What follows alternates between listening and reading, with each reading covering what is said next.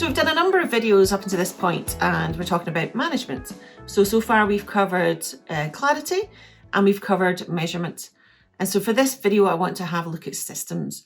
Now, systems might sound like a bit of a boring word, but in reality, the most successful businesses in the world are built on wonderful systems that work. You might have heard the phrase turnkey operations. Think of a McDonald's, for example.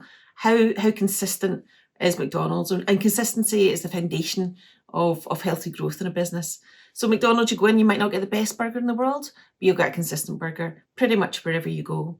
And if I went in to work in a McDonald's, then, pretty much within a few hours, I'd probably have quite a good idea of how to turn out a consistent burger to the level they want. And that kind of leads us into the leverage mindset. So a leverage mindset for us, there's three things I'm going to talk about. The first one is leverage mindset, and that is divide to multiply. So, we've got a phrase we use, do the work once and get paid multiple times. How can you actually get something in a system that works? So you don't have to keep repeating and doing the same thing. If you're doing something in your organisation over and over again is the same thing, well, really we should have a system to support that and to do it. Because the more we systemise their business, then the easier things become. It becomes a bit more habitual. It just becomes a bit more consistent. Things start to flow well. So what are the things that you're doing or we could do that should be systemised? So we could write it down, if you were doing something like an onboarding process, for example, write down the systems that we need to take to get that process to work. And when we write down the systems, we then start to have it in an operations manual or have it somewhere where we can then teach others how to do it. And it might be doing a video. It might be having pictures on a wall. It might be in an operations manual, who knows? But just getting the things out of your head onto paper is a good starting point, because then we can start to build up systems in our business and get people trained on them, which is a key thing.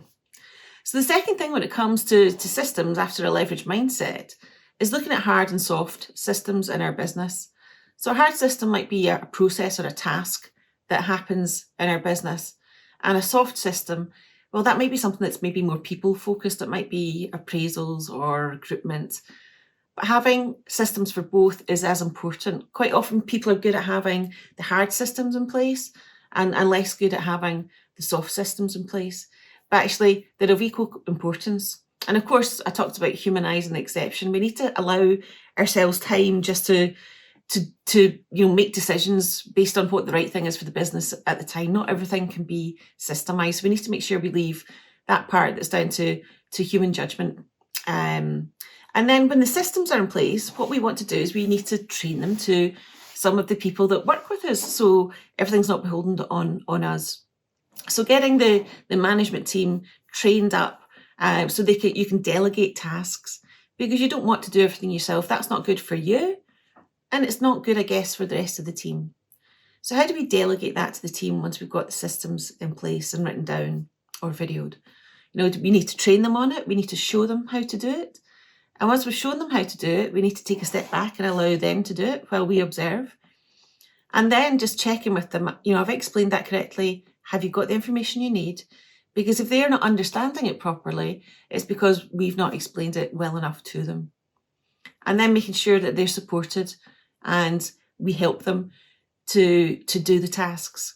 Because we don't want people in an organisation to say, oh, I don't know how to do it. We want people to take ownership. So we want to move them from denial to ownership, to really own their part in the organisation and the success that they can achieve through it.